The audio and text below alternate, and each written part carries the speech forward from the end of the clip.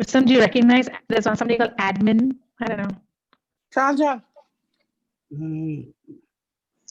I don't know who admin is, but I sounds familiar. Well, no, I think that was it Nobia that we heard earlier? Okay, I see Dr. Irani there. Welcome. And hi, Fariba. Hi, Sharmin. Hello, Fariba. Hi, Rustom. Hi. I don't know which Rustom, but I'll say hi anyway. I'm saying hello to Rustom Mody, but hi to the other Rustom too. I'm surprised there was a person on the screen right now. Yali. Okay, do you think it's time to start? Yes. You Yeah, all- I think so. Sounds good. Okay, let me just, Yeah, let's go ahead and get going. Yeah. Hello. Hello, everyone. okay. Hello, everybody. Good evening. Maybe I should say, I don't see anybody from outside USA, but I'm hoping some would join in. It's, I was going to say good afternoon, good Afternoon, Rustom. the time. Gosh. I'm from Houston. Hello, Rustom. This is Feroz from Canada. Oh, yeah, we consider you as one of us always. Thank you. Thank you. In famous words of my dentist, the feeling is mutual. Okay, Figure. Wonderful. Let's have everybody's microphone on mute, please. Welcome to this year's 6th virtual event organized by the Houston chapter of the World's Thirsty Chamber of Commerce, that's WZCC, in case you don't know. I'm proud to remind you that WZCC was born right here in Houston about 20 years ago. It was launched as a legacy project of the 7th World Zoroastrian Congress. Since then, it has grown to have over 15 chapters around the world and spread over 5 regions. Regions like India, North America, UK, Middle East, like Dubai, Iran, Australia, New Zealand. And we also have several area regional offices, AROs, as far as Hong Kong. Plus, we have 2 special wings, women entrepreneurs in Bombay and Pune, and a dynamic youth wing in Bombay. And I think there's another one in Pune also, but I'm sorry, I'm not sure about it. Well, I can go on and on about WZCC, but let's talk about our today's webinar. We all know that Houston is the energy capital of the world. Houston employs nearly 1/3 of the nation's jobs in oil and gas extraction. Anybody who lives in Houston, or let's say anybody who lives in the state of Texas, is in some or other way dependent upon the revenues from the oil and gas industry. So ladies and gentlemen, without taking any more of your time, I'll hand over to Kaimers Dotiwala. By the way, Kaimers happens to be one of the WZCC founding members from Houston. So thank you. Kaimers, take over. Thank you, Rustom, and good evening, everybody. Welcome to our chamber meeting for this evening. It is indeed my privilege and pleasure to introduce 2 fantastic, very energetic and accomplished gentlemen who will be our speakers this evening. The first person is Mr. Rustom K. Mody. He's a professional engineer. Presently, he is CEO of WinTech Nano Materials. He's a former vice president of technology at Baker Hughes, which is a GE company. He holds 20 patents and is the author of over 80 articles, technical presentations, and publications. He has won numerous Veritas Awards for engineering innovation. He has more than 40 years of experience in drilling, completion, and production, of which 32 years were with Baker Hughes in various executive positions in technology. He's an active member of the Society of Petroleum Engineers, International Association of Drilling Engineers, IEC, and serves on various committees. He serves on the board of advisors at several universities and industry organizations.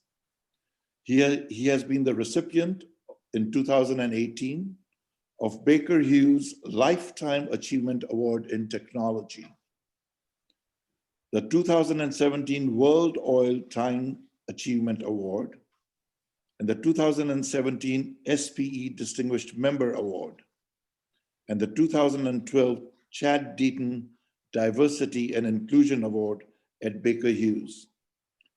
Rustom resides in Houston with his wife, Dina Mody, and they've got two lovely sons as well. So Rustom, please Son and a invite daughter. us on the A energy. son and a daughter. Sorry, A son and a daughter. a son and a daughter. Yes, I was thinking of your brother. I'm sorry. Yeah, you're thinking of my brother. Yes, yes, my apologies. No, no worries. Right.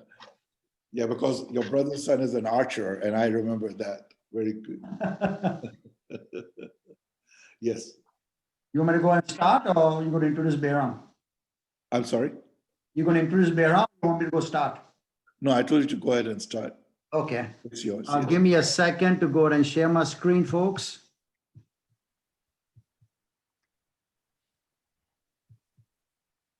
You all have a choice to change your screen, so format.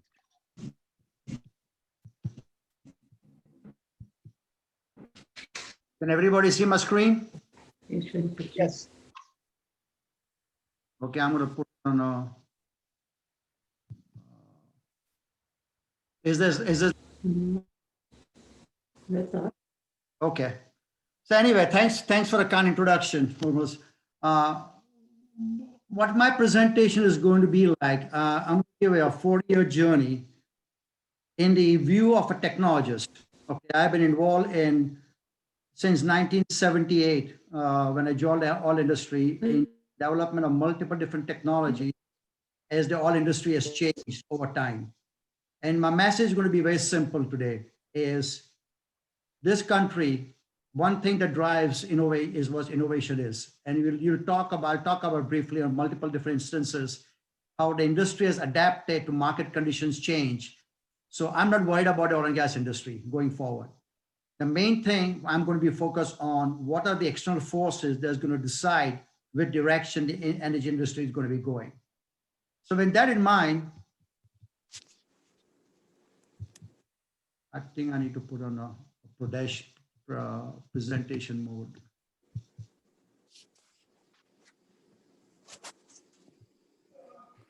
Let's see.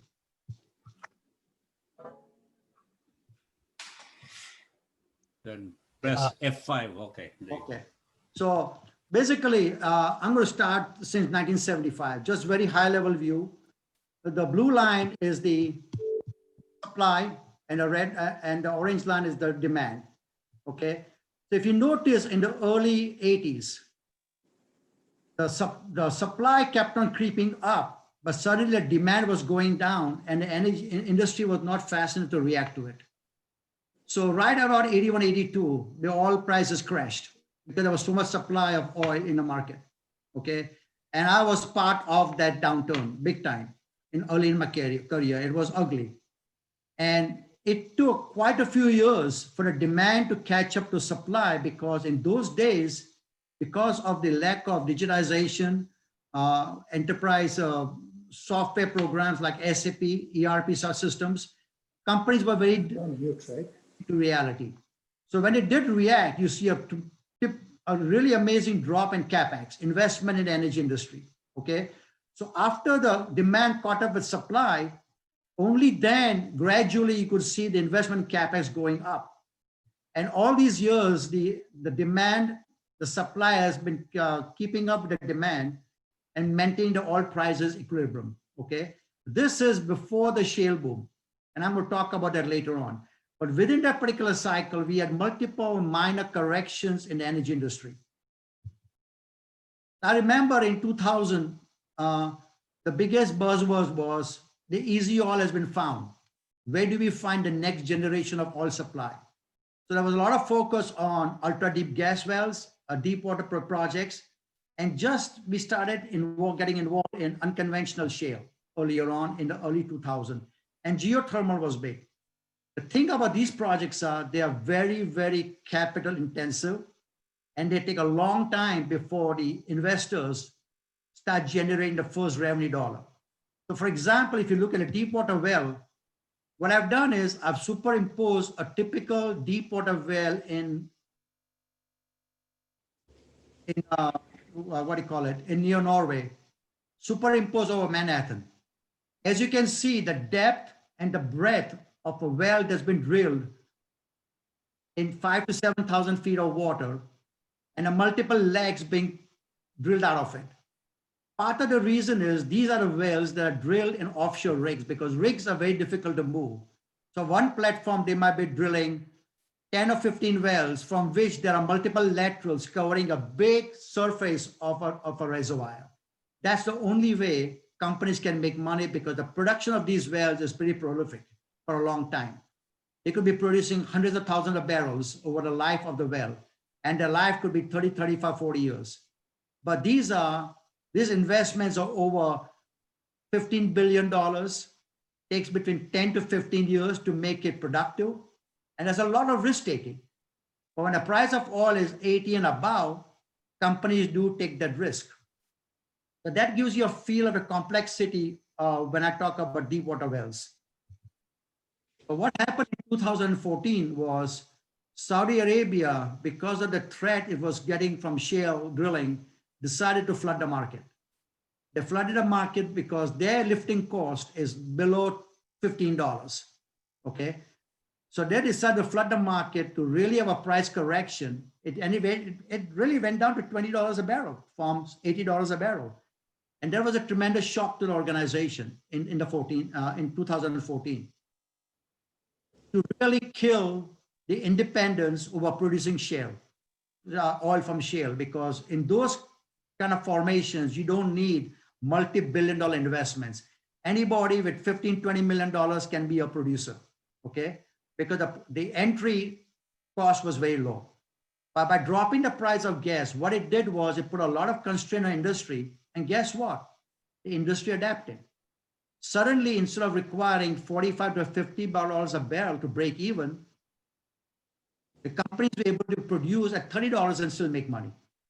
Okay? So the industry is very, very adaptable to dynamic conditions and because of innovation. Innovation has driven everything in the industry over the years, from deep water well, with horizontal drilling, with multilateral drilling, with fracking, which was a combination of horizontal drilling and high pressure to frack the formation. So the industry is always adapted to changes. So innovation has driven everything. But if you look at this particular bar graph, still is valid. This was put together in 2010, and it just shows the demand of oil. So in 2035, they're expecting the demand of oil in US to drop down from current consumption. The green is future demand, the yellow is the current demand. So if you can see, US, Russia, the demand was going to go up. Japan is going to drop down. China and India were the big, concerns, because their demand was suddenly rapidly going up, mainly because they were getting a middle class population where everybody wanted to have 2 cars, air conditioning, refrigeration, you name it. The quality of life was improving. So they expect the demand to go up. Even slightly, it would increase the total consumption quite a bit. So this gives you a feel of China and India to be the drivers of requiring the energy requirements. So the industry, after the 2014 collapse, decided that we were already late to the party of digitization. Other industries were far ahead of us. Oil and gas was rich in data, and they didn't know what to do with it. So the industry went on a digitization journey. to basically doing everything remotely, digitizing it so we don't use less manpower. We were getting smarter at how we capture the data, how we used it using artificial intelligence, big data, data analytics, you name it. Everything was getting embraced in industry. So what this did was it started moving the curve where the industry was getting much more efficient, much more adapting. For example, just the graphics of a well being produced out of, say, offshore Nigeria. You could sit down in Houston and control the production of the well remotely. That kind of sophistication we are talking about. And it's already in place in a lot of places. So the innovation was driving creativeness and efficiency in the energy industry. So even today, with COVID-19 and because of the shale bust, innovation is not stopping, okay? The reason I'm saying is because in this particular industry is more open to embracing innovation in the downturn. I've seen it throughout my entire career. When you come with new technology, everybody is making a lot of money, busy printing money. They don't want to try new things. Why rock the boat? They're only forced to try new innovation when things get tough. So to me, as a technologist, I look at innovation or look at a downturn industry as a blessing in disguise. But that's where they're open to embrace innovation. And COVID-19 is a perfect example. Look at the Zoom meeting we are having. You would never think about it before, okay? But if people are adapting to the change in conditions in which the market is forcing us to move. So coming to the present situation, United States, as you can see in the green line, is still the largest producer. Just imagine 2008, we were barely producing to meet our own needs, okay? But with a shale boom in the 2010 onwards, you can see our production is gradually increased to be the highest producers in the world. Okay, that's on the production side. But if you look at just from the shale oil, when we started embracing shale in 2012, big time, look at the production curve. It has dramatically gone up.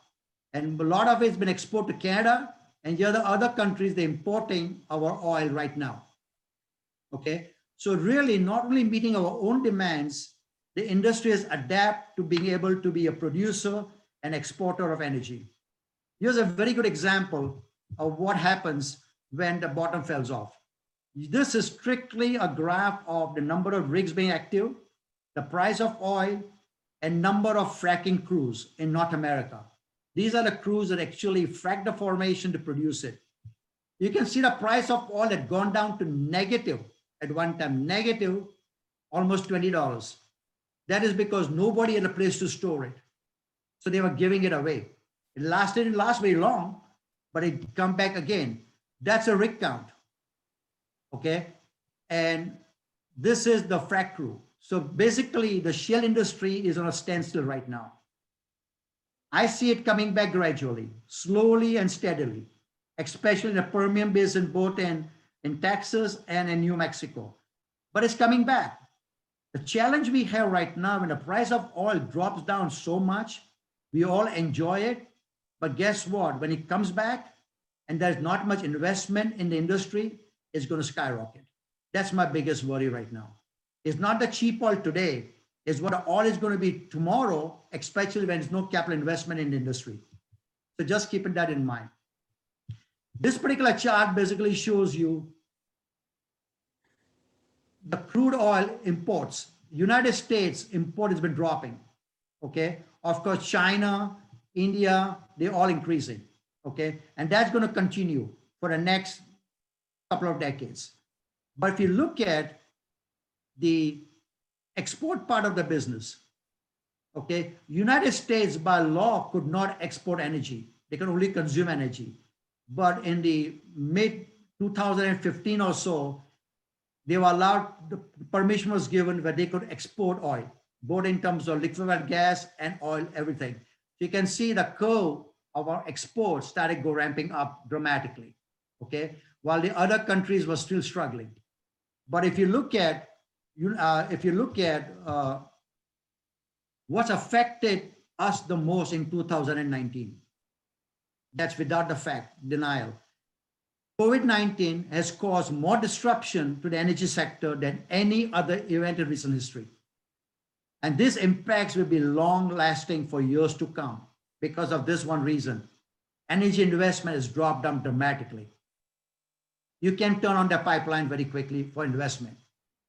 The good news is CO2 emissions have gone down quite a bit, almost 8%, okay? The only thing that's increased is renewables, which is a good news because that's wind and energy, low carbon content. Nuclear consumption has dropped down, oil has dropped down, gas has dropped down, coal has dropped down, okay? So the good news about COVID-19 is not many people are traveling, not many people are driving, they're working from home.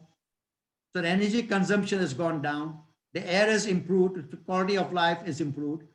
But when it comes back, be ready for it, okay? But the renewables are getting entrenched in our culture as the right way of doing business. But this is a slide where I want you guys to see very closely. Transport business uses a lot of oil, but little bit of fuel. Non-energy, residential service, and other industries use a lot of fuel, but very little of oil. Same thing at power and heat and overall energy sector. The reason this is important because transport is not going to change. I'm not talking about trucking, I'm talking about jet fuel, okay? Some of the industries are changing gradually. So let's look at a landscape going down to 2020, 2050. Current crisis, everybody knows, all the majors are downsizing big time. Collectively, the energy industry has lost $1.6 trillion of value. That's a lot of losses by investors. But the carnage is not to be blamed solely on COVID-19. It's also the climate crisis also a concern, okay? And the industry is adapting to carbon capture, and a lot of research is going on right now, okay? And the virus is affecting a lot of markets. There's no doubt about it. But going forward, I've broken it down into 4 different scenarios. One, the global energy demand is growing. Let's accept that fact, okay? That's not going to diminish. But the growth is slowed down quite a bit, okay? And the decline in growth is mainly due to digitization. Slower population growth, greater efficiency in automobiles. And what's interesting is the service sector in every country is going up. For example, India, the percentage of GDP was derived from services was about 54%, but they're expecting that to change to 64%. We are also a very service-oriented economy, okay? Fossil fuel, we expect 40% improvement in terms of performance. And the global energy density basically is defined as how much energy is used to produce each unit of GDP. It will be half of what it was in 2013, which is a very good sign. That means we'll be consuming less energy to get the same productive output to help economically grow at the same time. And of course, expect solar and wind to improve 4 to 5 times faster, which is very good news because it's a renewable energy. So going forward, the demand of oil is going to peak around about 2034. Gas is going to continue to rise, but after 2034, the demand of oil is going to start going down because we expect some disruptive technologies coming in the marketplace. So if you look at the demand for electricity, we all know it's going to grow rapidly. China and India will account for 71% of new capacity. When I say electricity, I'm talking about electricity from multiple different sources, okay? But between now and 2050, wind and solar are expected to grow 4 to 5 times faster than any source of power, which is a good sign. But if you look at fossil fuels, you may say the good news or bad news, but they're going to continue to dominate the energy market even in 2050. For a couple of reasons. Massive investments have already been made. It is very difficult to taper off those massive investments. For the superior energy intensity, and it's a reliable, fossil fuels are reliable. But the change is going, the mix of the fossil fuel is going to change. There's going to be more gas, less oil. Okay. And by 2050, expect coal to shrink down to 16% from 41% that's today, and fossil fuels to 38% from 66%, which is good news. But having said that, passenger cars will need less oil because of electrical cars. But a challenge with passenger cars is the battery life. And that's a whole different technology hurdle to overcome, is how do you extend the storage capacity in the life of the batteries, especially for automotives. Same thing for trucking, but the number of fleets in the trucking industry is going to go up and the consumption is going to go up. What's unlikely to change is a large scale replacement of jet fuel, because I don't think the planes are still ready to run on batteries. And jet fuel right now is a dominant means of energy for the aerospace industry. And of course, petrochemicals will continue to grow because petrochemicals are used for agriculture, for making materials, industrial products, things like that. So petrochemicals and jet fuel will continue to grow. Some of the trucking fleet are going to be electrical by then, but the passenger car consumption is going to go down. That's kind of a natural driving trends right now. And lastly, at least, is the greenhouse effect of CO2. A lot of effort has been put into controlling the carbon content. Okay, a lot of new processes being developed. The industry is very much aware of it, and especially right now, BP, Shell, all the majors are moving into that particular part of the field. They're switching over to solar and and wind and other means of renewable energies. But companies like Exxon and Chevron are still focusing on fossil fuel. On the contrary, they feel that fossil fuel is here to stay. So what needs to be done by 2050? Collectively, this is what needs to be happen according to me. Okay, the implications are clear. Global energy demand is going to grow. Energy conservation, better efficiency use of energy. That's going to be very critical. Okay, as individuals, as we talk to our kids, as we raise families, I always tell my kids, turn the light off when you leave the room. Recycle plastics, recycle raw material.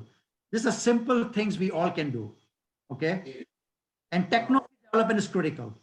You know, there are a lot of amazing technology being worked on right now that I can talk for hours together that's going on. But the technology disruption can completely change the entire curve of oil and gas very quickly, but we don't see that immediately in the near future. Of course, encourage creation of clean and reliable energy. That goes without saying. The energy producers have to work with the local and regional international regulators to be part of the regulation system and be part of it instead of fighting it. And dramatic changes, but this is just a note of caution, dramatic changes in policy can sometimes be a detriment for energy investments. It needs to be gradual, because if you scare off the investors, they're not going to come back. And that's what's happening today. So really, my closing thoughts are pretty simple. If oil is cheap today, you better be prepared, because it's going to be very expensive in the future, because the investment in the industry is going down dramatically. Okay, and they're not going to come back overnight. But the good news is US is blessed with billions of barrels of energy that is still trapped underground. Okay, and we have energy sources for decades to come. So we are always going to be energy sufficient for a long time. Because remember one thing, I love this saying by Daniel Yergin, is an oil historian. Companies can go bankrupt in an up and down economy, but the rocks who contain the oil, they don't go bankrupt. They're going to be there for years to come. Okay, and as long as the source of energy is there, we'll figure out how to take it out economically to make sure the world economy keeps on running. Okay, and I'm going to be open for questions once Behram finishes his presentation as a panel. So thanks for your time. I'm not sure how much time I used, but I appreciate the opportunity. Thank you, Rustom. Sure. That was very, very informative. And I'm sure there'll be a ton of questions headed your Looking way forward to after it. You bet. Behram finishes speaking. So with that, Hang on. yes. Can you hear me? All right. I'm logged out. All right. So again, thank you very much for this very informative session. Like I was mentioning, you'll be showered with a ton of questions, I'm sure, which are coming through people's minds right after Behram finishes speaking. So with that, it will be my pleasure to introduce the next person who is our speaker for this evening. Again, he's also a professional engineer. He's president, Behram Irani is president and CEO of a company called The Information Store, has over 47 years of petroleum industry experience. Mr. Irani joined the company as an advisor and a board member in 1998 and was elected president and CEO in 2001. He spent the bulk of his career at Ensearch Exploration from 1973 through 1998, where he served in various senior management positions, including chief engineer, senior vice president of US operations, and executive vice president of worldwide operations. With his vast experience in the petroleum industry, Behram has served on the boards of several industrial firms and nonprofit organizations. Mr. Irani has served as lecturer at the University of Texas at Dallas from 82 through 97, and Southern Methodist University in Dallas from 1991 through 1995. He has been a distinguished lecturer for the Society of Petroleum Engineers. Behram resides in Dallas area with his wife, Farida. Behram, please enlighten us on your session. Very good. Thank you, Karamers. I guess y'all can hear me. Can you hear me? Yes. Yes. Okay, very Yes. good. Okay, well, hello, everyone, and good evening. It is a pleasure for me to be with you and discuss one of my favorite topics, energy. After nearly 5 decades in the oil and gas business, I still find it challenging and enjoyable, always evolving, never a dull moment. I'm constantly reminded of the richness and diversity of the energy industry and its relevance in our daily lives, especially in recent times as we face growing issues of global warming and climate change. I will refer to some slides to help tell the energy story. So let me get my slides here, and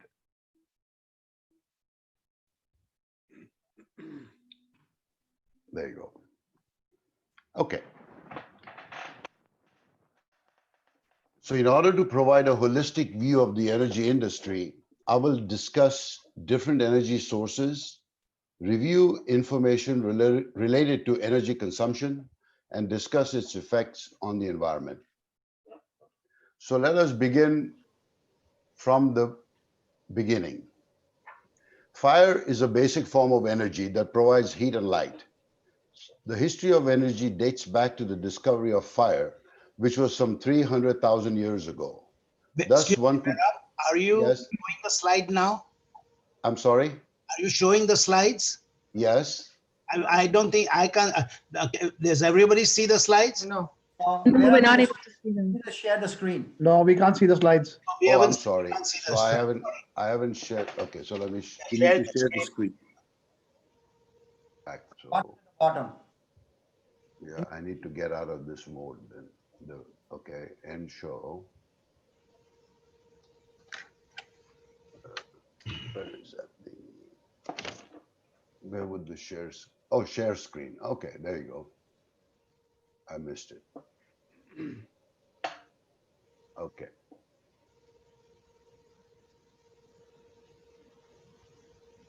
Then you'll see your presentation on desktop. and you Yes, yes, I got it. Thank you. All right.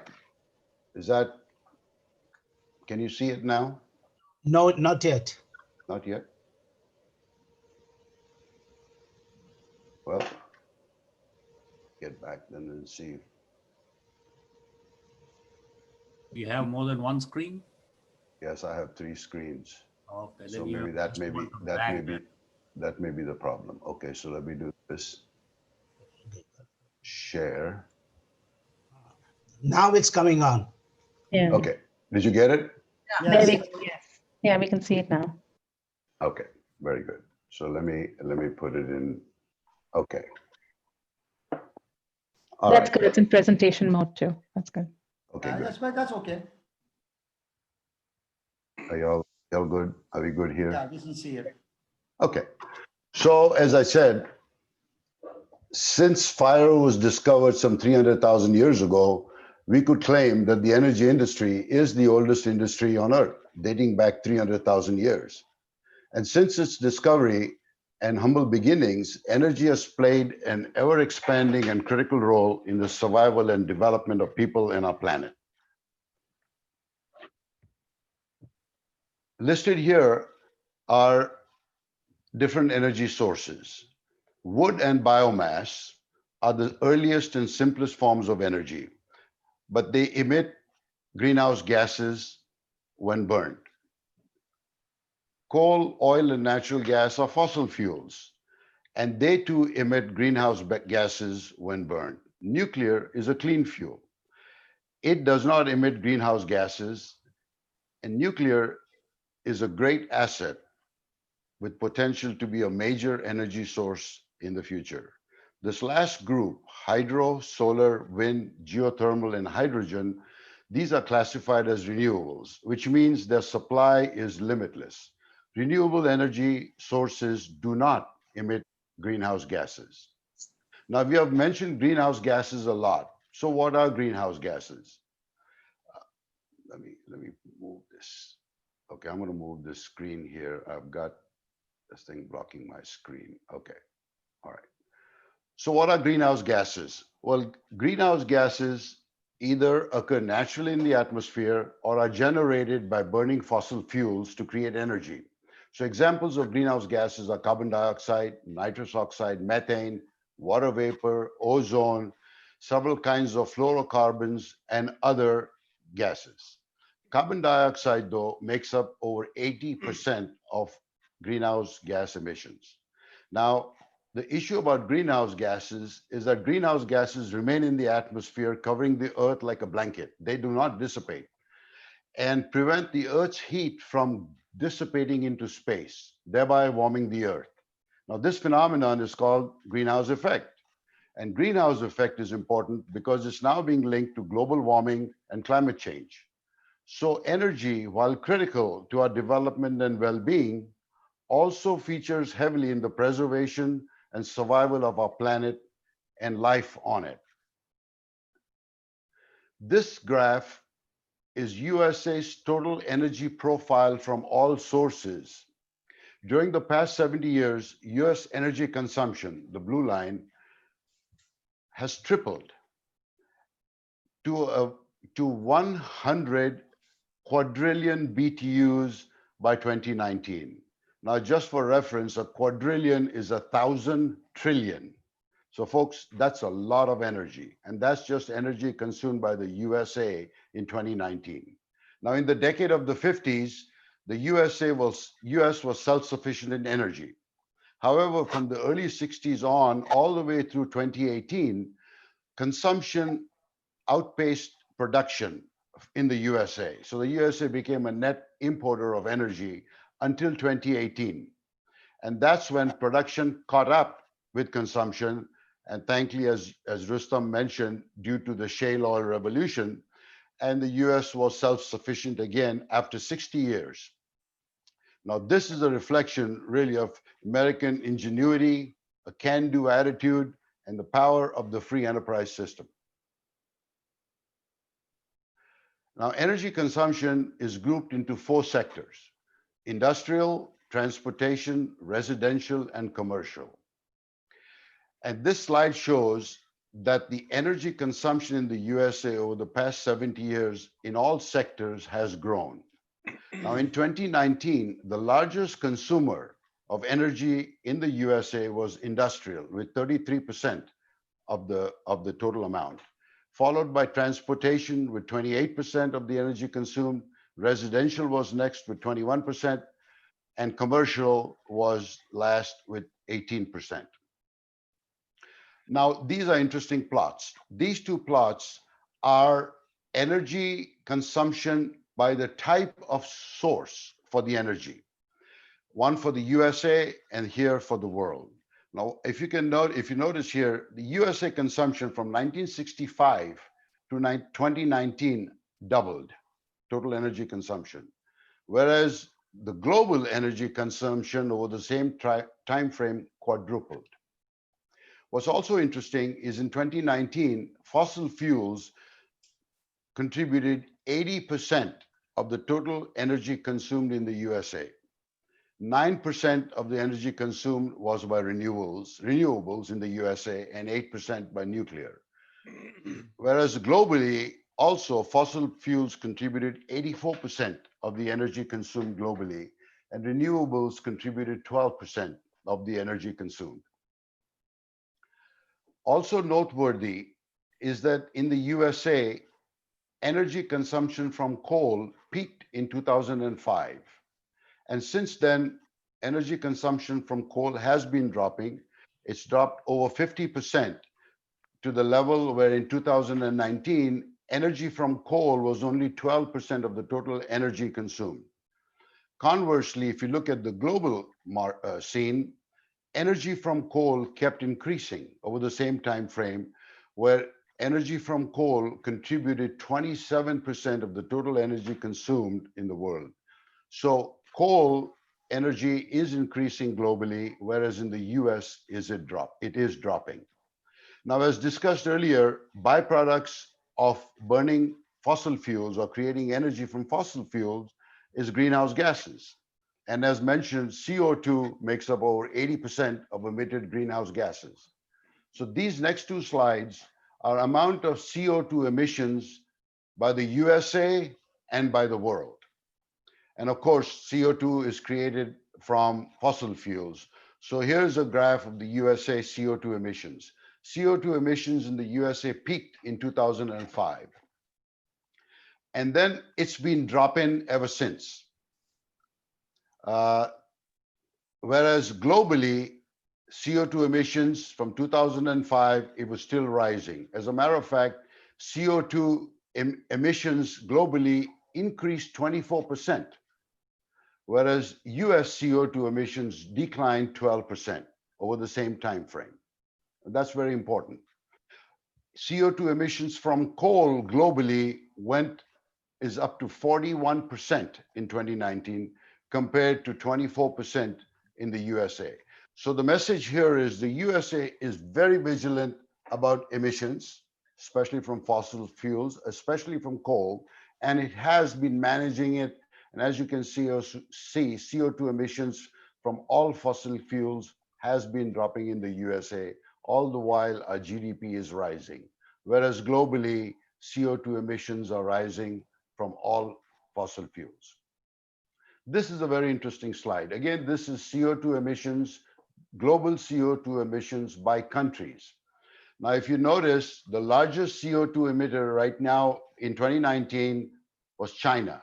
29% of CO2 emissions in the world is caused by China. The next is USA, 16%. India is third with 8%.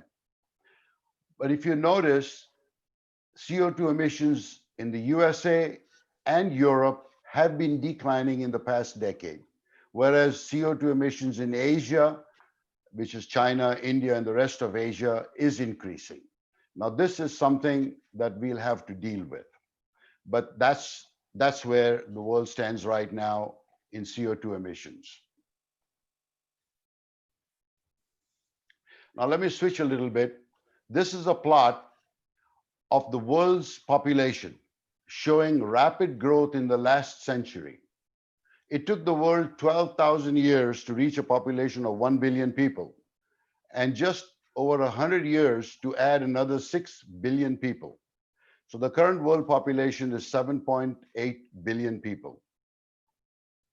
This next slide is a GDP slide, similar graph. Again, if you notice, it has a similar trajectory as the population graph, where over 95% of the growth in GDP occurred in the last century. As indicated in this pie chart, the US is the world's largest economy with a GDP of 21.4 trillion in 2019, or 24% of the world's economy. The next highest GDP is China with 14.3 trillion, followed by Japan with 5.1 trillion, followed by Germany with 3.9 trillion, and followed by India with 2.9 trillion. So the 5 largest economies in the world in 2019 made up, which is United States, China, Japan, Germany, and India, made up 54% of the world's GDP in 2019. Now our world is changing rapidly. The confluence of growing population and rising GDP, coupled with advances in science, medicine, and technology, have resulted in increased energy use and consequently increased greenhouse gas emissions, because a majority of the energy contributors still are fossil fuels. And as a result of that, global warming and climate change, because those are linked. So global growth and prosperity are creating some less desirable and possibly harmful side effects of global warming and climate change, and we'll have to deal with it. For example, this is a plot in the world's mean surface temperature. Now that indicates in the last century, the world's mean surface temperature has risen by 2 degrees Fahrenheit. Now it doesn't seem like much, but if you look at it for the past 1,000 years, this is what the world's been doing. And all of a sudden in the last 100 years, it's rising. It's risen 2 degrees Fahrenheit and it's still rising. Here's another example. This is a measure of the world's mean sea level rise over the last 1,000 years. Again, in the last 100 years, last century, the sea level globally has risen by 21 centimeters or 9 inches. So both phenomena, global temperature rise and sea level rise, are concerning, particularly at their present rates of increase, because of the potential detrimental effects on Earth, our climate, and life on Earth. Now this slide, shows projections of future energy consumption for the USA and the world between 2020 and 2050. Over the next 30 years, the energy consumption in the USA is projected to grow by 13%. Whereas globally, the energy consumption is projected to grow by 44%. Fossil fuels are projected to contribute 76% of the USA's energy consumption by 2050. Whereas globally, fossil fuels are still going to be significant. They'll contribute 68%, or projected to contribute 68% of the global energy consumption. What's interesting is renewables.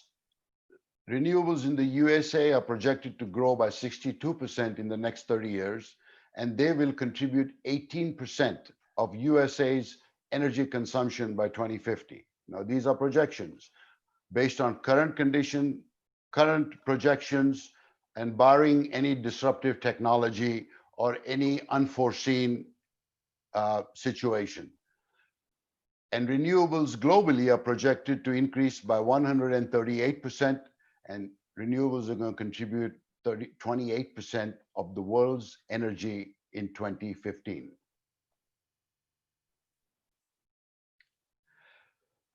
And based on the projected consumption, here are projected CO2 emissions for the world in the next 30 years. The CO2 emissions are projected to increase by 22% based on current projections and current plans. USA and China are projected to decrease in CO2 emissions, China by 3% and USA by 2%. India will increase by 158% the CO2 emissions in the next 30 years. And the rest of the countries in the world, CO2 emissions are projected to increase by 25% in the next 30 years. And the majority of the increase in the remaining countries are in countries in Asia and Africa. This next slide is a very interesting slide. It is a slide of global greenhouse emissions under different policies of energy consumption and emissions. This no climate policies projection is based on the fact when nations would follow no energy policies of any kind. If that's the case, the emissions of CO2 are going to be extremely high, and you can look at the scale, you'll have the graph available, but it would result in an increase in global temperature of 7 to 9 degrees Fahrenheit by the year 2100. The current policies case where nations would follow the policies they currently have for emissions and consumption of fuels. If that is followed, the world temperature would increase by 5 to 6 degrees Fahrenheit by the year 2100. If we took the pledges and targets policies case, which is if nations would follow their current pledges or targeted policies of emissions, the world's temperature would rise by 4 to 5 degrees Fahrenheit by 2100. The last two cases is the 2 degrees Celsius pathways case, which was laid out in the Paris Agreement. That would result in a temperature increase of 3.6 degrees Fahrenheit by 2100. Now, this is a preferred case where global warming would not have any detrimental effects on the Earth. And the final case, the 1.5 degrees Celsius case, that would result in a projected increase of 2.7 degrees Fahrenheit by 2100. And that is the ideal case, the safest case. So the world today is faced with a rather onerous greenhouse gas emissions challenge, which needs to be dealt with. And hopefully nations will rise to the occasion and address this challenge in a timely manner. We do have one example of nations coming together to solve a similar global problem, which was the depletion of the ozone layer. Now, if you remember, in the 1980s, for some of us that are old enough to remember, scientists had discovered that the Earth's protective layer of ozone gas was being depleted by emissions of fluorocarbons, which were called ozone-destroying chemicals, or ODCs. This was worrisome because the ozone layer effectively blocks certain types of ultraviolet and other forms of radiations from the sun that could injure and kill living things. So in 1987, 197 countries got together in Montreal and signed the Montreal Protocol, which was an agreement where they would restrict the manufacture of ODCs and emissions of ODCs, and eventually phase out the manufacturing of ODCs. So for the next 30 years, nations cooperated, they adhered to their commitments, worked diligently on this issue, and solved. And finally, around 2016, scientists had enough confidence to state that the ozone layer was indeed on a path to recovery. The ozone layer is expected to heal and fully recover sometime between 2040 and 2050. So it will take the world, with combined efforts from all nations, 60 years to fix the ozone problem. We now seem to have a similar challenge on our hands with greenhouse gas emissions and global warming. Now, fortunately, the world has started to address greenhouse gas emissions by adopting the Paris Agreement. Representatives from 196 countries adopted this agreement in 2015 after decades of negotiations. As of now, 189 countries have signed the agreement, and the agreement is aimed to reducing emissions of gases that contribute to global warming to the level of 2 degrees Celsius and preferably below 1.5 degrees Celsius. In 2017, as we know, the USA announced it was exiting the Paris Agreement. And in late 2019, the USA began the process of withdrawing from the Paris Agreement. And the reasons, we have given all the reasons. I won't get into that. We can talk about it in the Q&A. So in summary, energy will continue to play an important role going forward. Renewables are projected to grow to almost 30% of the world's energy consumption by 2020. Use of fossil fuels, especially natural gas, is also projected to grow and constitute around 65+% of global energy consumption by 2050. Again, barring no disruptive technologies or any major issues that we can't foresee. So the task at hand will be to manage the mix of energy consumption from various sources to meet energy needs, and at the same time, manage its impact on the environment. It's a delicate but vital balance. And our challenge, of course, is to be good stewards of our planet and keep it healthy and safe and productive for future generations. So with that ends my talk. And again, I'll be happy to answer any questions in our Q&A session. Thank you. Behram, can you release the screen? Yes, please? Let me do that.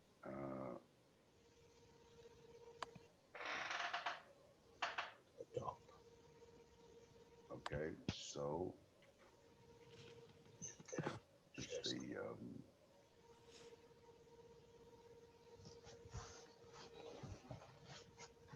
stop share. You get it? No, you still have the screen. I still have the screen. Yeah, I believe so. Okay, so stop video. He's not sharing the screen. He's done. Is that? Okay, all right, fine. Thank you, Behram. That was, again, very interesting. It's difficult to choose between so much information that has come our way, but that's why I'm looking forward to questions from the people who are attending this session. Our first question comes from Rustom Engineer. He's asking, have you heard about carbon capture technology from air currently proved with experimental plants? And is there any hope over there to reduce the carbon? So I will let both of you gentlemen tackle that. So I think the good news is that every energy producer has started focus on carbon capture quite a bit, okay? Especially from flaring methane out of produced wells, capturing it and recycling it. There's a lot of emphasis given to it specifically on different techniques. There's quite a variety of ways where companies are focusing on carbon capture. The challenge we have, like Behram said, is globally, what are we all doing together? As you saw, the consumption or the decrease of carbon production in the US has dropped down. But a challenge is what's happening in countries like China and India, the consumption of coal, which is one of the biggest culprits of producing carbon dioxide. And collectively, a lot of technology being developed. I mean, I hate to nail it down right now, but it's happening, but it's not happening fast enough. That's a challenge. Yes, and I would agree with that. The issue becomes the balance between emissions and global warming. And we have shown in the USA that you can manage it. You can grow your GDP and still manage the mix of energy sources. The issue with developing countries is they do not have the resources or the technology or the capital to switch. As Rustom said in his speech, switching costs are very, very expensive. So China and India are still on coal. I mean, it's incredible, but they need it. They need it because the populations are growing. People need energy just to survive.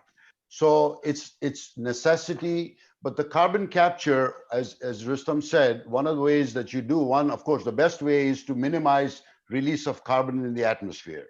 And you can control that based on what kind of fuels you're using. But also plants, plants are a good way. They capture carbon from the air, photosynthesis, and contain it. So growing trees, it sounds trivial, but it has a big impact on the carbon in the air. The other thing is you take carbon dioxide and pump it into the ground, as Rustom said, for recovering extra oil. But the biggest carbon capture item, at least in my mind, is controlling the emissions of carbon into the atmosphere. That is the surest way and the best way to be able to control the carbon emitted in the air or the presence of carbon in the air. The problem is these greenhouse gases stay for hundreds of years. They don't disappear. They don't dissipate. That air, all the methane and carbon dioxide and all of those things just hang out there like a blanket. They just don't go. They don't dissipate. It takes decades or even hundreds of years. And that's the problem. Once it's out there, you've got to get it out, and we don't have hundreds of years. You know, you and I, it'll be future generations. So we have got to be able to manage it. And let me add a point to that about coal consumption. After the nuclear disaster up in Japan, Germany basically banned nuclear energy in his own country, but they had no trouble importing from France. And they became suddenly overnight the largest consumption of coal. So go figure that one out. And that really concerns me, where a country like that would be the largest importer of coal when nuclear energy is available. But it's a overreaction politically, what needs to be done. And that's the part that we all have to absorb, that whatever energy source we talk about, you know, it has its own positive and negatives to it. But when you look at wind and solar, I can see that very friendly. But nuclear, that's the biggest pushback on it, because not many nuclear plants are getting built in the US for a long time. oh yes, oh yes. But there's a lot of other renewables energy, and I think we can talk about that when the question comes up. Yeah. And I can add about nuclear. As I said, it is the energy of the future. It's unfortunate that we had several, few major catastrophes, and the word nuclear scares everybody. When in fact, it's an unbelievable source. It's one of the safest and one of the best forms of energy. And but anyway, and hydrogen is another technology, energy from hydrogen, which could be a game changer. Because hydrogen, as you know, it is the most abundant element on Earth, and it's flammable. Its energy content is 3 times the content per pound of any energy source, including oil and gas. So it's an excellent source, except it's expensive to create, because you've got to create hydrogen. It's not available naturally. Hydrogen is present in water, H2O. So you've got to separate hydrogen from water, and then you mix it with oxygen to create the energy. It's a very powerful technology. And if that, in my mind, hydrogen and nuclear are the 2 energies of the future, at least that we know of. And both have their own stigma. Nuclear has this bad reputation, and hydrogen is just expensive right now to create. But a lot of money is being spent on fuel cells and hydrogen. And once we crack that, storage of hydrogen, it's expensive and so on. But those are the 2 things that if they in fact do become, for their own reasons, affordable and practical, they could change the energy equation dramatically. But I just saw somebody else ask a question about fusion energy. Okay, the fusion energy is just the opposite of nuclear energy. But the source of resource is water. That's enough in the world. But the challenge with fusion energy is research has been going on since 1950s. We have made some dramatic improvements, and it's coming. Its day will be here, because if you think about it, the sun is powered by fusion energy. Okay, so it's an unlimited resource, and scientists have made some monumental steps in developing the technology, but it's still 30 to 40 years away.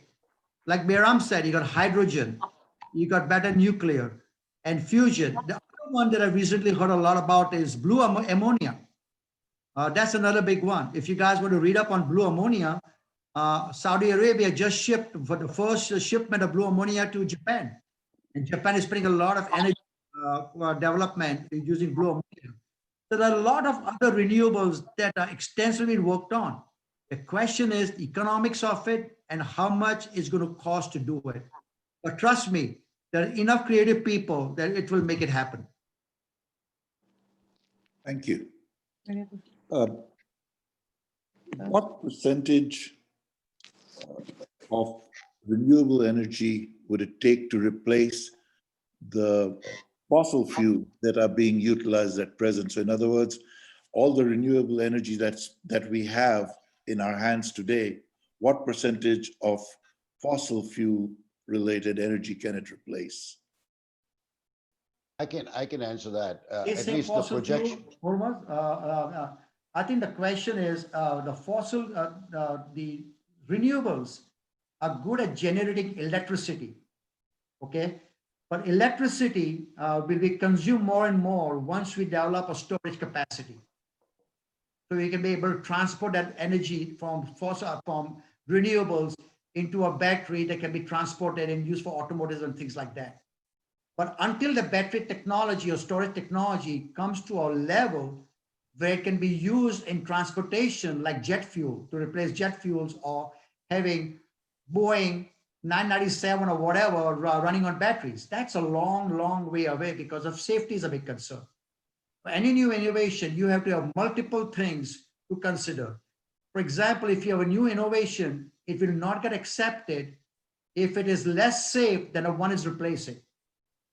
Okay, it has to be economically sound, otherwise it won't get traction. And it has to be more efficient than the energy is replacing. So these three factors contributes the what you call as speed bumps for a new innovation to get entrenched and accepted. Just look at electrical cars. It's still got a long way to go, but we've come a long way because of subsidies, incentives to buy it, things like that. So economically, it has to be used a lot. Thank you. Behram, you wanted to say something? Yeah, as far as percentages, right now in 2019, that's the latest data we have. Fossil fuels contributed 80% of the USA's energy needs, and renewables contributed 9%. Now, the reason renewables they are growing. The renewables are projected to grow from 9 to 18% of US consumption by 2050. That's based on the current investments, the current rate of growth. Of course, you can accelerate it, but for renewables to replace fossil fuels, I mean, there's more renewable energy than fossil fuels, but it's all matter of economics and practicality. As Rustom said, fossil fuels right now are projected to only contribute, only up to 30% of the world's total energy consumption by 2050. So and the rest 65% plus is going to be, or projected to be, fossil fuels still. So renewables will contribute about 30% in the next 30 years. And that's good growth. I mean, that's a lot of growth, but still it'll take something major to replace fossil fuels for sure. It'll have to be some disruptive technology. Behram, like you mentioned, hydrogen has a great potential there. Yeah, there's a lot of work being done on hydrogen. You all are right. Yes. Well, one of the questions is, what is the likelihood that fusion will be the disruptive technology of the future? And I think, Rustom, you mentioned something to that. Yeah. It's got a great potential for electric generation, but it's got a lot of practical hurdles to overcome, especially a fusion energy runs in temperatures like 1,000,000 degrees. I mean, it's like what sun uses. But experiments have shown that they were able to harvest fusion energy in short bursts. So I think it's progressing. I don't think we are going to give up on that. There are a lot of scientists focused on it, but it's a while. It's going to be a while. Great. Thank you. There's a question. Would you still advise a young high school graduate to go to the university to study geology or petroleum engineering? Or would you advise them to look at something else? Well, I'll let Rustom take a stab and I'll take a stab at that. That's a very good question. It's a very good question. I get that question asked for so many times, you'll be surprised. I was part of a working group on mainly made up professors from petroleum schools at different universities. And we had a 2-day working session. And what I presented at that time was the biggest hurdle that people have with petroleum engineering is, by the definition, you get pigeonholed. But if you're a mechanical engineer or electrical engineer, you can go into any other industry. But if you're a petroleum engineer, you're stuck in the oil and gas industry. So one of my suggestions to the curriculum molders was, change the title of the major to energy management. And that include renewables along with petroleum and other fields of it, where a kid who graduates is now a major in energy management or energy technology instead of petroleum engineering. And I think the whole negative connotation can change very quickly, because that's what it is. The future of energy is just not oil and gas, it's renewables, everything. And it's been seriously considered right now, because Stanford changed the curriculum. They don't have a petroleum engineering school anymore. It's a energy something they call it. And a lot of universities are getting open to it because they realize it's more than petroleum engineering, because now we become much more marketable and acceptable as a degree plan. Thank you. Behram, you had a stab at it too? Yes, I would like to, as Rustom said, of course, the solution there is use the broader term energy and not pigeonhole petroleum. Petroleum and engineering, I remember when I graduated a few years ago, they said, well, if you have a petroleum engineering title, that's the only job you can ever do is work for an oil company, and nobody else could hire you because you're too specialized. Yes or no? But here's my take on it. If you could get into a school that has this title of energy engineering, I think that solved that problem. But here's the fact. There are over 1 million oil and gas wells just in the United States that are producing right now. They don't disappear. They'll have to be managed. The best estimates are even in another 30 years, there'll still be a tremendous amount of oil and gas being produced all over the world. So the world will need petroleum engineers. I don't care how glitzy it sounds or doesn't sound or what kind of a stigma it has. After all the smoke clears, oil companies still will have hundreds of thousands of wells they have to manage, fields they have to manage, trillions of dollars of investments that have been made. Even if the world switches to totally other forms of fuel, what are you going to do with this 1 million well holes sitting in the ground? They have to be managed. So there will always be a need. And if nobody goes into petroleum engineering, I think we'll have a major problem. We may have a catastrophe on our hands because you got to be able to manage what's underground, deal with those wells. You got pollution, you've got all kinds. You're dealing with pressures, you're dealing with fluids coming out of the earth. So there will, in my mind, at least for the next 30 years, there will be a need for petroleum engineers. Now, there will be need for other engineers also, but globally, there will be a need for petroleum engineers for decades. That's my opinion. And I think one of the things I want to add, Behram, to what you just said is when high school graduates ask me that question, always tell them, don't worry about a market today. Worry about a market when you graduate 4 to 5 years from now, because that's when the demand is going to be. If you think the industry is going to recover in 45 years, get into petroleum engineering, because when you graduate, you'll be worth your price in gold. Again, it's a supply and demand issue. Good point.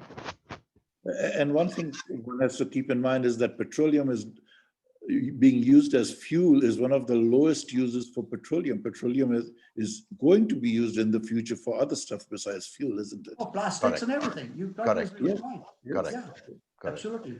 Yeah. It's got a stigma. The unfortunate thing is it's got a label now. It's dirty fuel. But when you really look, natural gas is a relatively clean fuel. And so yes, it's I don't know how long, at least for 50 years, I don't think you have any issue with finding some meaningful careers in the oil and gas industry.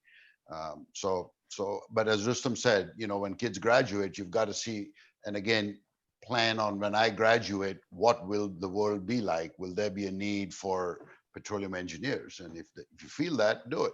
Eventually there will be. The price of oil will change. It's a supply and demand thing. And when supply goes down because nobody's spending any money in oil and gas, price will go up. And there you go. Thank you. So there's a question that recently there is very positive information about a small plant from Fusion News. What are your thoughts on its impact? And I think you all mentioned something to that effect earlier on in a couple of your answers. Yeah, that's the one I was talking about because there's a lot of work being done in the fusion energy, and there are some very what do you call it, substantial breakthroughs. Let me. I think I made a note of that because that particular subject matter is very dear to me. And there's a group called ITER where they actually built a fusion reactor to produce electricity for American power grid. And the burst of energy was very short durations, but with more research, instead of being a microsecond, they moved to a few seconds, and they're moving to 10 and 20 seconds of burst of energy that can be managed. So I think the progress is being substantially very well documented right now. Thank you. Is there consideration to build nuclear plants offshore away from cities so that they're relatively safe, but can still give us the energy, clean energy we require? I have not heard of any yet. No, I can't answer that question. I'm not aware of any. So if it is not being considered, then why would it not be considered to build nuclear energy plants in safer locations away from major populations? Cost of building it, transportation, moving, there's a lot of other Economics. and a nuclear plant by themselves, they budget for 7 billion and end up spending 20 billion. By the time it's over, but the different certification processes they go through, it takes anywhere from 10 to 15 years sometimes. So I think it's all about economics. We are getting into the political part over here a little bit. What is your position on what is in the Democrat platform for addressing these issues, including infrastructural and job generation? I'm going to stay on that question. Sorry? I'm going to touch that one. Okay. Behram, are you going to touch that one? I don't know. I don't know how to even address it. Okay. I really don't know the Democratic platform that well, so. Exactly. I don't, so. All right, so we'll move to the next one. Appreciate the miracle of water, a mix of hydrogen and the second fastest burning fuel and oxygen needed to sustain combustion. But when mixed in appropriate order, that will create water, the world's cheapest fire extinguisher. Okay, I think that's more of a statement than a question. Okay, there's a question. What are carbon credits and how do they contribute to reduce greenhouse gases? Okay, well, carbon credits, again, when a company, there are ways to calculate or estimate how much carbon a company emits in the air based on all its businesses. So for example, if my company has a fleet of 100 cars and we use gasoline, my company is emitting so many tons of carbon a year. So that's my carbon footprint for my company. So basically companies estimate of all the goods and services and everything that they do, how much carbon is being emitted in the atmosphere based on what they use. And then what the company can do is you try to buy offsets, because there are some companies don't use as much carbon. And I'm not quite sure, but there is a way you balance how much carbon you consume to do your business, and then you offset it. One way of offsetting, again, is you plant so many trees, because a tree, when it grows, it absorbs so much carbon from the atmosphere, and it's sizable.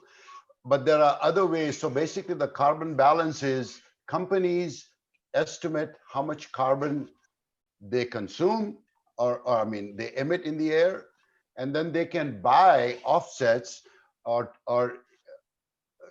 credits from companies that don't use as much carbon. I don't know exactly how it works because I have not been involved in it, but that's the principle, is you try to offset your excessive carbon emissions through your practices by either buying somehow, and again, I don't know how that works, but that's the process. I think I can add a couple of thoughts to that, Behram. Companies who have a certain footprint for carbon, And if they invest to reduce that footprint, they collect those credits. It's an incentive for companies to invest in business to reduce the carbon footprint. So for example, if I have a fleet of 100 trucks, okay, and I have a certain carbon footprint, and my competitor has a fleet of 100 trucks. And let's just, for example, I'm willing to invest in making all my trucks electrical. So I develop those kind of credits. And if my competitor doesn't want to reduce their footprint, and now they are forced to, they can buy my credits and pay a premium for it to continue business as usual. There's a main monetary way of encouraging behavior, where if you improve it, you can sell your credits to someone else who don't want to, and they have to pay a premium for it. Okay, otherwise they have to similarly do the same thing. So it's some kind of a currency to encourage reducing your footprint. But in some cases, if you can afford it, then you pay for it, and it's going to cost you. Thank you. Is artificial intelligence beginning to play a significant role in the energy industry? Oh, yes. Can you expound on that, please? Well, you know, right now, for example, a lot of systems that we are developing for offshore exploration, okay? And basically what artificial intelligence does is it models the data and looks at predictively what can be expected and what needs to be done without human intervention. It's all about pattern recognition. So companies are using AI quite extensively in manipulating the information in a lot of different things. I'll give an example. We have a large, when I used to work for Baker, we used to have a large manufacturing company in Italy that make turbines, okay? And for each turbine that was manufactured and installed at a customer's facility, they used to have a digital twin, okay? And they would mimic the performance of the turbines on a digital twin and use AI to recognize different patterns of failure potentially before it happened, more of a predictive analysis. So they use AI to really speed up the decision-making process by which they could predict a failure. And before that failure happened, they would ship the replacement part or technicians on a job site and repair the turbine before it broke down. Because if it broke down, the production would drop a couple of weeks in a row, okay? So they are using AI to really speed up the decision-making process. So there are different forms of which AI is getting applied, but the oil and gas industry has been late on this journey, but they are forced to accelerate the adaptation of these technologies. Thank you. There are a couple of comments over here, which is there is a market for the carbon credits where they can be exchanged. I guess there's like a futures exchange market is the statement made by a person over here. And then there's another comment which says Amazon has pledged to be carbon neutral by 2040. Can they do it? Can other companies do the same? That's a question. Well, I hate to say this, but a lot of companies are talking about it, okay? Including BP used to be one of them, that they talked about energy efficiency and those kind of things. But honest to God, I'll be brutally honest about it. That's a great marketing line. The question is how serious they are. Time will tell, but it's a good corporate philosophy to reduce the carbon footprint. And companies like Google, they're already doing it right now.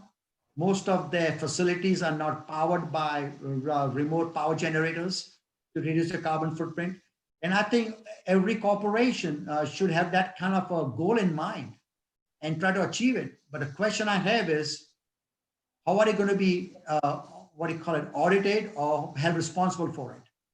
What kind of measure it is to figure out that what's a progressive path towards being zero emission company by 30 years or 20 years. The detail is it's in the details.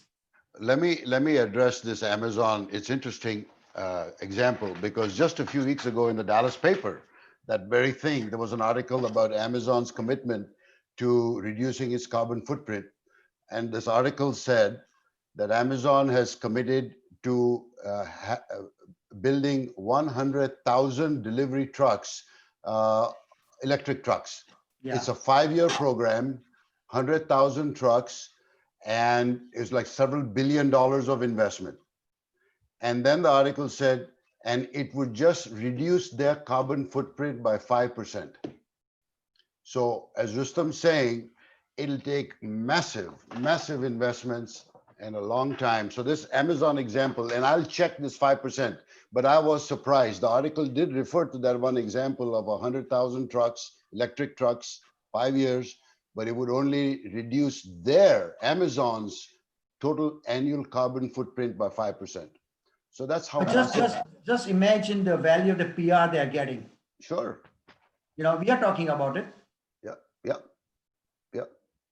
So it's a big issue, and one has to obviously be aware of it, and we have to do our part, as Rustom said, every little thing we can do collectively to solve the problem. I mean, it is going to be a problem, because if you read, if the world's temperature goes up by 4 to 5 degrees in the next 15, 20, 30 years, there are some major effects. I mean, besides weather changes, droughts, floods, I mean, on and on and on. I mean, it can be pretty difficult.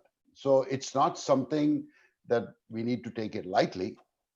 The good news is we have done it once, and with the ozone layer, we gotta have to pay attention to this thing, because it'll be tough, especially the developing countries. Hundreds of millions of people will be displaced, plants, and on and on and on. I mean, you can read up on it. Just if you Google it, it's just amazing. The effects of global warming, it's just incredible. I mean, if you just think about COVID-19, okay, it has basically stopped people from Traveling. visiting customers remotely. I remember spending 5 days just to go to Saudi Arabia for a half-a-day meeting and spending $15,000 on airfare. Now, most of the people are doing meetings remotely, and they're getting used to it, and they see the value proposition of it. So the behavior change is there and is getting accepted. And sometimes, things get forced upon us, and we come up with different ingenious ways of fixing it. Yep. And I'll tell you what, the transportation in this industry, especially flying across just for businesses, that's changing.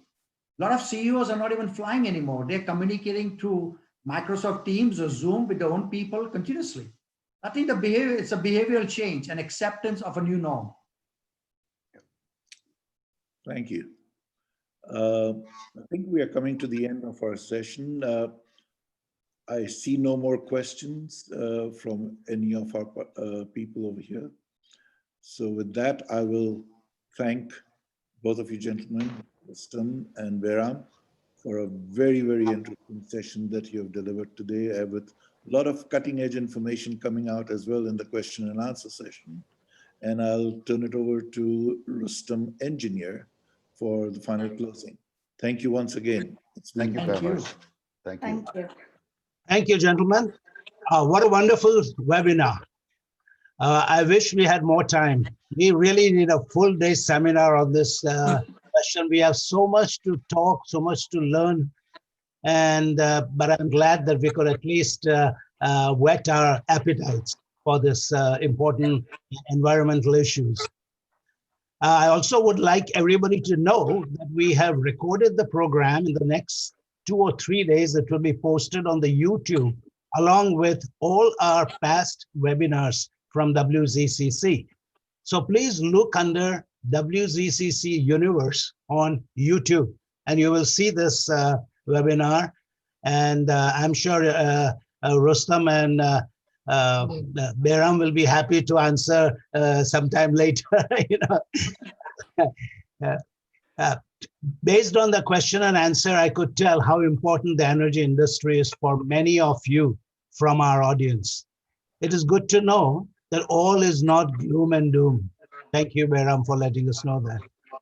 For the petroleum industry, even if alternate renewable energy solutions are available, we all need to work together to assure a sustainability of our planet environment. we are fortunate to have two distinguished and highly knowledgeable speakers from our community. Thank you, Rustom, and thank you, Behram, for taking the time off your busy schedule and accepting our invitation. And now, last not but the least, thanks to all of you for attending. Without your support, there would be no webinars at all. So with this, we are bringing our program to an end. And thank you again all. Good night. Thank you. Thank you. Good night, everybody. Bye-bye. Thank you, folks. Thank you. Good night. Thank you. Good night. Exceptional session. Thank you. Thank you very much.